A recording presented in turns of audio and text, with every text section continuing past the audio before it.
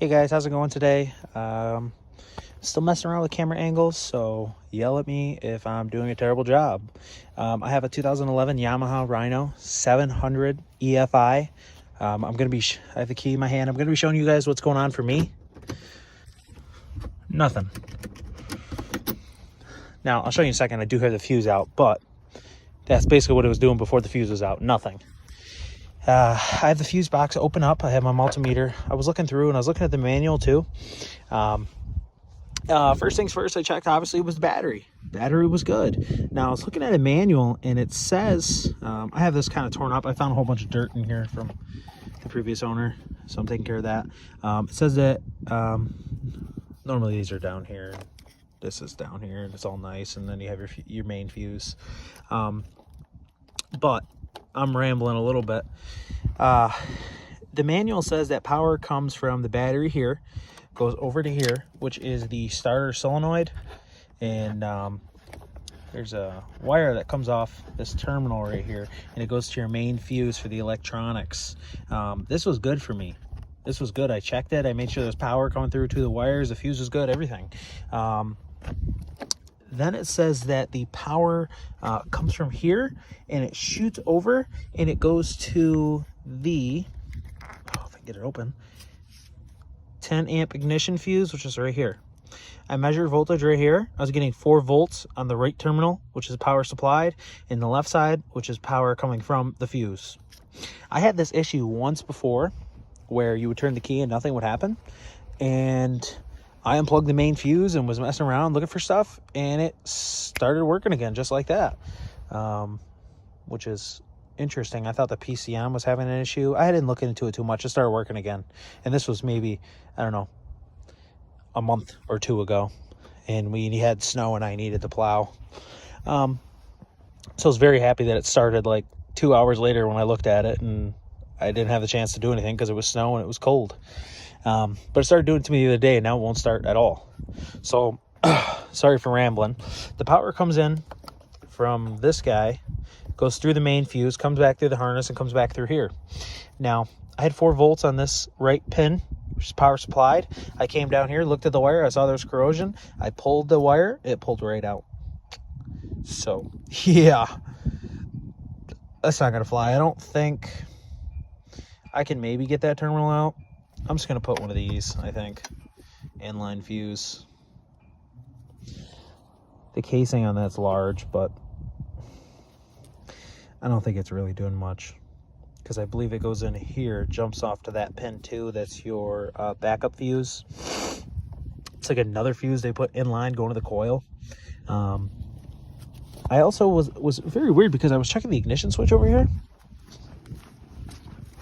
This guy, all the way back here. Now, I did not put this wire. That's a shitty connection. I did not. That goes to the winch remote start. That's aftermarket. It just toggles to tell the winch relay that it's okay to turn on. Doesn't power anything, really, but low voltage sensing wire, basically. So I pulled this connector off, and I was measuring voltage at this top red guy. I think it was that, or maybe it was this. I think it was this top left guy, and I had 4 volts, and I thought that was really strange. And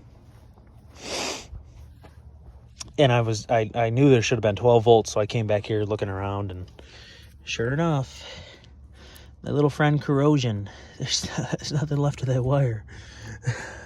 So at least it's an easy fix on this one. I'm gonna go ahead and probably just put an inline fuse. This is a little skimpy, but maybe I'll order a thicker gauge wire or something, because I don't think the way this is designed I can really get something in there easily without like putting a new one of these on.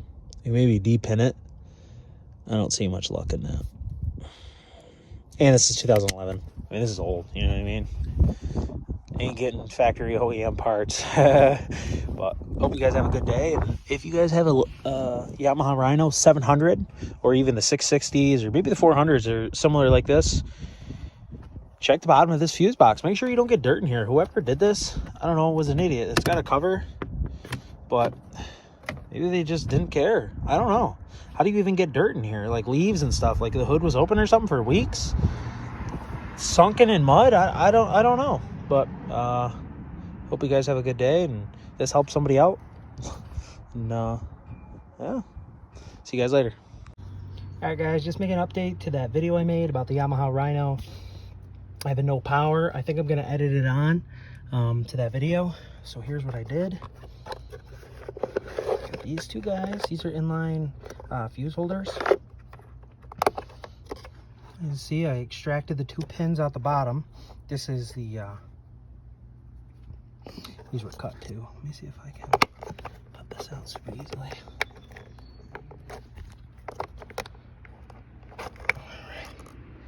As you can see, so there's 3 wires. You had power coming in that was jumped off, 2 wires. Jumped off both of these fuses. Ignition and backup, so the power fed both of those. So here's what I did. I'll show you. Don't remember.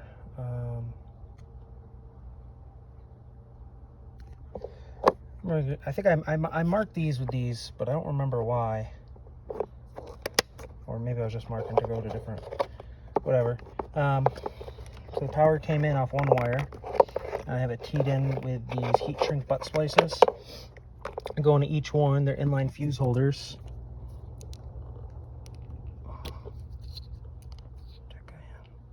The only thing I do not like is I didn't have the mini fuses.